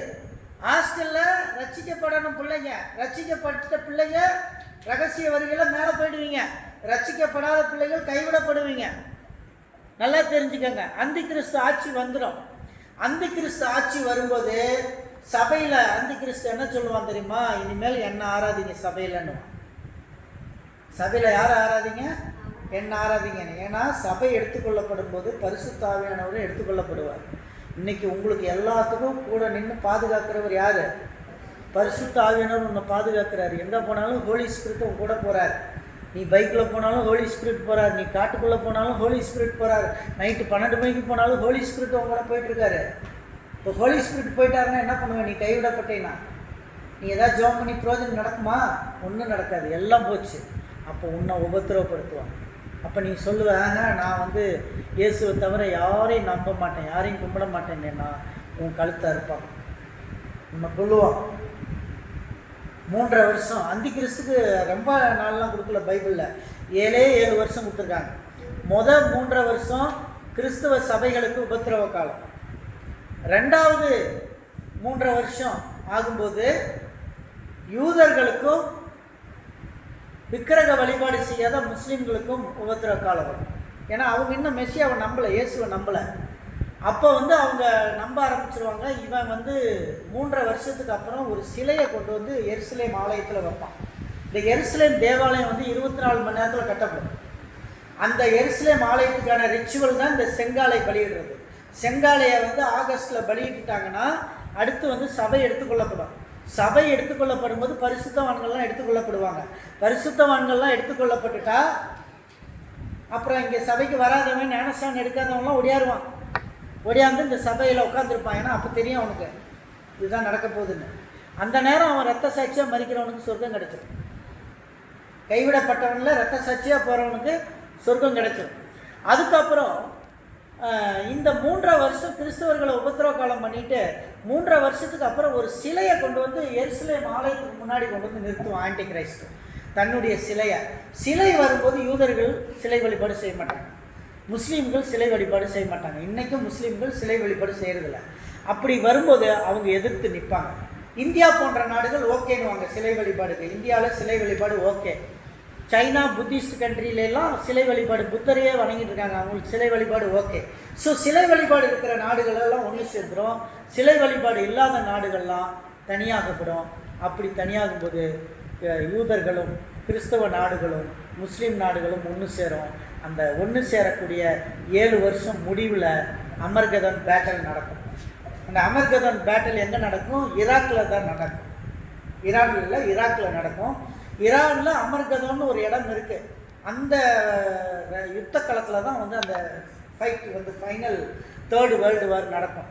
அப்போ வந்துட்டு இந்த கண்ட்ரிஸ் எல்லாமே, இந்த விக்கிரக வழிபாடு இல்லாத ஒரு கண்ட்ரிஸ் எல்லாம் ஒரு பக்கமும், விக்கிரக வழிபாடுகளோடு உடந்தையாக இருக்கக்கூடிய கண்ட்ரிஸ் எல்லாமே ஒரு பக்கமும் சேர்ந்து யுத்தம் பண்ணுவாங்க. அந்த ஃபைனல் 3rd வேர்ல்டு வாரில் கர்த்தரும் அவருடைய பிள்ளைகளும் ஜெயிப்பாங்க, பைபிளில் சொல்லியிருக்கு. அல்லேலூயா, அல்லேலூயா. இப்போ இந்த 3.5 வருஷத்துக்கு இடையில 2 பேர் வருவாங்க. அந்த 2 பரிசுத்தவான்கள் இந்த பூமிக்கு அனுப்புவாங்க. 1000 நாள் அவங்களுக்கு டைம், 1000 days. அவங்க வந்து இறங்கணும்னா சுவிசேஷம் சொல்லுவாங்க. இப்போ ஹோலி ஸ்பிரிட் இல்லை இல்லையா? அப்போ உங்களுக்கெல்லாம் ஆறுதல் சொல்கிறதுக்காக 2 ஊழியக்காரங்களை பரலோகத்திலிருந்து அப்படியே வானத்திலிருந்து அனுப்புகிறார். 2 பேர் இன்னும் மரணத்தை பார்க்காத இருக்கிறாங்க. யார்? எலியாவும் ஏனோக்கும் மரணத்தை பார்க்கல. ஒருவேளை அந்த 2 பேரும் அவங்களா இருக்கலாம். ஏன்னா இயேசு கிறிஸ்து கூட மரித்து தான் பரலோகத்துக்கு போயிருக்காரு உயிரோடு வந்து. அப்போ இன்னும் மரணத்தை பார்க்காத 2 ஊழியக்காரர்கள் ஏனோக்கு தேவனோடு சஞ்சரித்து கொண்டு இருக்கும்போது காணாமல் போனான். எலியா அக்னி ரதமாக வந்து பரலோகத்துக்கு எடுத்துக்கொள்ளப்பட்டார். இது 2 பேருமே வந்து மரணத்தை பார்க்கல. மோசேயை கூட வந்து மரணத்தை பார்த்துருக்காரு. மோசேயுடைய கல்லறையை யாரும் பார்க்கல. ஆனால் மோசேயை மரணத்தில் பார்த்துருக்காங்க. மோசேயை அடக்கம் பண்ணது மிகாவேல் தூதன். உங்களுக்கெல்லாம் தெரியும். மிகாவேல் தூதன் அந்த பாடியை எடுத்துக்கிட்டு போகும்போது சாத்தான் லூசிஃபர் வந்து அந்த பாடியை கேட்டான், மோசேயினுடைய பாடியை கேட்டான். அப்போ கர்த்தர் உன்னை கடிந்து கொள்வார்னு மிகாவேல் தூதன் சொல்லிட்டு அந்த பாடியை எடுத்துகிட்டு போய் அடக்கம் பண்ணான். மைக்கேல் வந்து நம்மளை ப்ரொடெக்ட் பண்ணக்கூடிய ஒரு ஏஞ்சல். நீங்கள் வந்து எங்கேயாவது தனியாக போகும்போது நீங்கள் ஆண்டவர் பிள்ளைகள் யாரும் இல்லைன்னு நினைக்கலாம். ஏஞ்சல் மைக்கேல் வந்து உங்கள் கூட வந்துக்கிட்டு இருப்பார். உங்களுக்கு தெரியாது, உங்களை வந்து ப்ரொடெக்ட் பண்ணுவார், உங்களை பாதுகாப்பார். எங்கே போனாலும் ராத்திரி பகலாக நீங்கள் போயிட்டுருக்கீங்கல்ல, நீங்கள் பயந்துக்கிட்டு நான் என் வீட்டுக்காருக்கு போன பண்ணுறேன், அவர்கிட்ட பண்ண எனக்கு தைரியம் கிடைக்கும், நீங்கள் பண்ணுவீங்க மாம்சீகமா. ஆனால் ஆவிக்குள்ளே வந்து ஏஞ்சல் மைக்கேல் உங்களுக்கு முன்னாடி போயிட்டு இருப்பார். அல்லேலூயா, அல்லேலூயா. ஏஞ்சல் மைக்கேல் வந்து உங்களுக்கு முன்னாடி போவார், உங்களுக்கு ப்ரொடெக்ஷன் பண்ணுவார். ஏஞ்சல் மைக்கேல் கையில் ஒரு ஸ்வாட் இருக்கும். அந்த ஸ்வாடோட போவார், எவன் வந்தாலும் அடிச்சிடுவார். அது மாதிரி ஒரு பவர்ஃபுல் ஏஞ்சல் வந்து மைக்கேல். ஸோ இந்த கடைசி காலத்தில் இப்படியெல்லாம் இந்த செங்காலை பலியிடுதல் இதெல்லாம் வந்து அந்த 2 பேர் வருவாங்கன்னு சொன்னேன். அந்த 2 பேருக்கு 1000 நாள் கொடுத்துருப்பாங்க. எல்லா கடமும் போவாங்க, எல்லா நாட்டுக்கும் போவாங்க. இந்திய நாட்டுக்கு வருவாங்க. இந்திய நாட்டுக்குள்ள ஃப்ளைட்டெல்லாம் கிடையாது அவங்களுக்கு ஃப்ளைட்டெல்லாம் கிடையாது. இந்திய நாட்டில் இன்றைக்கி எப்ரான் சர்ச்சில் இங்கே நின்று பேசுவாங்க. பேசிட்டு அடுத்த நிமிஷம் அமெரிக்காவில் இருப்பாங்க. நெக்ஸ்ட்டு கண்டை விட்டு கண்டை தாக்கிடுவாங்க. அவங்களுக்கு அவ்வளோ பவர் இருக்கும். பைபிளில் இருக்குது, அவ்வளோ பவர் இருக்கும். அமெரிக்காவில் நியூயார்க்கில் ஒரு சர்ச்சில் பேசுவாங்க, லண்டனில் பேசுவாங்க. தலைவர்கள், பெரும் தலைவர்கள், நாட்டு தலைவர்கள் செய்கிற ஊழலெல்லாம் ஓப்பனாக பேசுவாங்க. அப்போ இந்த நாட்டில் பிடிக்காது. அவங்கள 1000 வருஷம் அவங்கள ஒன்றுமே பண்ண, அந்த 1000 நாள் இருப்பாங்க பாரு, அவங்கள ஒன்றுமே பண்ண முடியாது. துப்பாக்கியில் ஷூட் பண்ணால் கூட, அவங்கள பிஸ்டல் அடித்தா கூட அவங்க பக்கத்துக்கு வராங்க. அந்த அளவுக்கு அவங்கள பயங்கரமான காட்ஸ் கிரேஸ் வந்து அவங்கள மூடி இருக்கணும். அவங்கள அந்த 1000 டேஸில் அது முடியும் போது அவங்கள கொன்றுவாங்க. 2 பேருமே கொன்றுவாங்க. 2 பேருடைய பாடியுமே ஒரு முக்கியமான சிட்டியில், வேர்ல்டில் இருக்கிற ஒரு முக்கியமான சிட்டியில் அந்த பாடி கிடக்கும். அவங்க 2 பேருடைய பாடியும் 3 நாள் வரைக்கும் யாரும் அடக்கம் பண்ண மாட்டாங்க. அந்த 3 நாள் அவங்க இறந்த செய்தியை மக்கள் ஒருத்தருக்கு ஒருத்தர் அனுப்புவாங்க. நாட்டுக்கு நாடு, பல மூளை எல்லைக்கெல்லாம் அனுப்புவாங்களாம். அவங்க அனுப்பக்கூடிய செய்தி, இவங்க இறந்தாங்க, அதுக்காக வாழ்த்து செய்தி அனுப்பிக்குவாங்களாம் துஷ்டர்கள். அவங்க அனுப்புகிற வாழ்த்து செய்தி 2 செகண்டில் போகும். எப்படி 2 செகண்டில் போகும்? இதெல்லாம் வந்து 2000 வருஷத்துக்கு முன்னாடி எழுதுகிறாங்க. 2 செகண்டில் எப்படி போகுது? இன்னைக்கு உன்னுடைய செல்ஃபி எடுத்து இப்படி அடிக்கிற 2 செகண்டில் போயிருக்கு. அல்லேலூயா, அல்லேலூயா. அப்போ அன்னைக்கே மொபைலை பற்றி சிந்திச்சிருக்காங்களா? யாரும் சிந்திக்கல. ஆனால் பைபிளில் சொல்லிடுச்சு. அத்தனை வருஷத்துக்கு முன்னாடியே இந்த செய்தி வந்து உலகம் ஃபுல்லாக போகும். அதுக்கு தான் டிவி வந்துருச்சு. டிவி இல்லை, உலகத்தில் உள்ள எல்லாரும் பார்ப்பாங்களாம். அவங்க 3ஆவது நாள் அவங்க பாடி உயிரோட எந்திரிக்குமா. 2 பேரும் உயிரோட வருவாங்களாம். எந்திரிச்சு அவங்க பரலோகத்துக்கு போவாங்க. இதெல்லாம் வெளிப்படுத்தின விசேஷத்தில் இருக்குது. நீங்கள் படித்து பாருங்க தெரியும். வெளிப்படுத்தின விசேஷத்தில் இருக்குது. நான் சொல்கிறது சார் ஏதோ பொய் சொல்லிட்டு இருக்காரு, இங்கே உட்காந்து டைலாக் அடிச்சுட்டு இருக்கிறாருன்னு நினைக்க வேண்டாம். வெளிப்படுத்தின விசேஷத்தில் இருக்குது. அவங்க 3 நாள் அவங்க பாடி கிடக்கும்.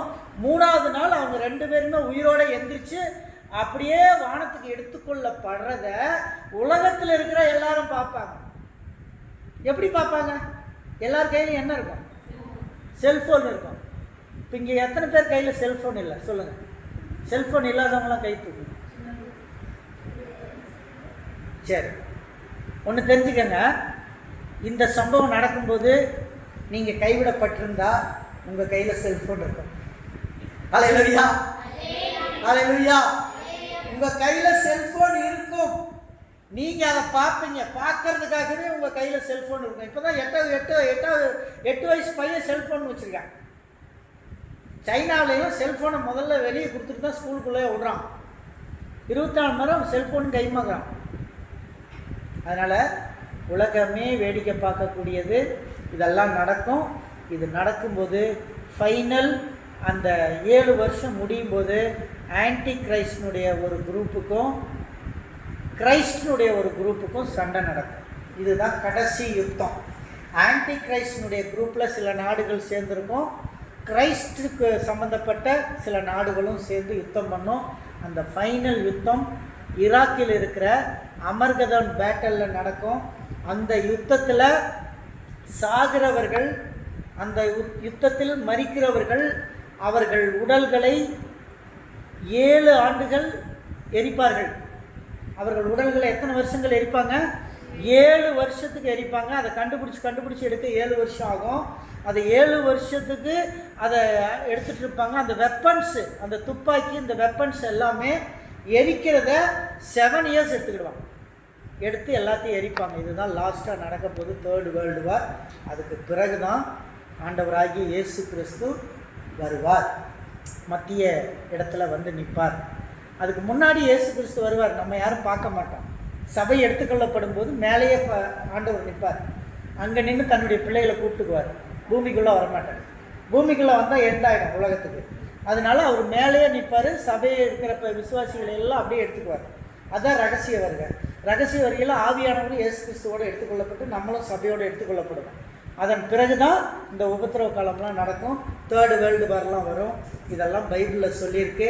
ஆகவே பிள்ளைகள் 24 மூப்பர்கள் பரலோகத்தில் இருக்கிறார்கள். அதிலே நீயும் அநேக ஜனங்களாக அங்கே இருக்கிறாய். ஆகவே ரட்சிக்கப்படு, ஞானஸ்நானம் எடு, காதல் கத்திரிக்காய் என்று விழுந்து விடாதே, ஆண்டவரை ஆராதி, கர்த்தரை நம்பு, கர்த்தரை ஏற்றுக்கொண்டு ரட்சிப்புக்குள்ளே போ. கர்த்தருடைய பிள்ளைகள், கர்த்தர் உங்களை நடத்துவார். கர்த்தர் நடத்தும் பொழுது நீங்கள் பரிசுத்தம் அடைந்தீர்கள் என்று சொன்னால் பரலோகத்திற்கு நீங்கள் போவீர்கள். ஞானஸ்நானம் எடுத்து கம்யூனியனை அட்டன் பண்ணும்போது நீங்கள் செய்கிற பாவத்தை கர்த்தர் மன்னித்து உங்களை பரலோகத்திற்கு கொண்டு போவார். நீங்களும் இயேசுவோடு வாசம் செய்வீர்கள். உங்கள் பாவங்கள் மன்னிக்கப்படும். ஆகவே தேவ பிள்ளைகள் எல்லாம் நடந்துக்கிட்டு இருக்குது. இன்றைக்கி போன இந்த ஜூலை மாதத்தில் மட்டும் சைனாவில் சூரியன் கடைசி காலத்தில் வானத்தில் அற்புதங்களும் அடையாளங்களும் நடக்கும். அப்போது என்னுடைய வருகைக்கான ஆரம்பம் என்று வேதவசனம் சொல்கிறது. கடைசி நாட்களில் வானத்தில் அற்புதங்களும் அடையாளங்களும் நடக்கும். அது என்னுடைய வருகைக்கான ஆரம்பம் என்று பைபிளில் சொல்லியிருக்கிற வசனத்தின்படி 7 சூரியன் ஒரே நேரத்தில் உதித்திருக்கிறது. சைனாவிலே போன வாரத்திலே ஒரே நேரத்தில் 7 சூரியன் உதித்திருக்கிறது சைனாவிலே. அதை எல்லாரும் பார்த்திருக்கிறார்கள். நீங்களும் சமூக வலைதளத்திலே பார்த்திருப்பீர்கள். அதே போல வானத்திலே ஒரு ஏஞ்சல் பறந்து போகக்கூடிய ஒரு காட்சியை ஈரானில் பார்த்திருக்கிறார்கள். ஒரு ஏஞ்சல் பறந்து போனதை ஈரானில் பார்த்து படம் பிடித்து அதை சொல்லியிருக்கிறார்கள். இதெல்லாம் கடைசி காலத்தில் ஒரு ஃபோக், திடீர்னு ஒரு பெரிய ஃபோக் வந்து வெள்ளையாக அந்த ஃபோக் வந்து அப்படியே வானத்திலேருந்து கீழே விழுந்திருக்கு. அதையும் பார்த்துருக்காங்க. இதெல்லாம் கடைசி காலத்தில் நடக்கக்கூடிய அற்புதங்கள், அடையாளங்கள். இது நடக்கும்போது உலகத்தினுடைய முடிவு வரும் என்று வேதவசனம் சொல்லுகிறது. ஆகவே இதை நாம் எச்சரிக்கையுடன் நம்ம பார்ப்போம். கடவுள் வந்து நம்மளை நடத்துவார். நம்ம ஜெபம் பண்ணலாமா? Shall we all pray in the presence of God? ஜெபம்.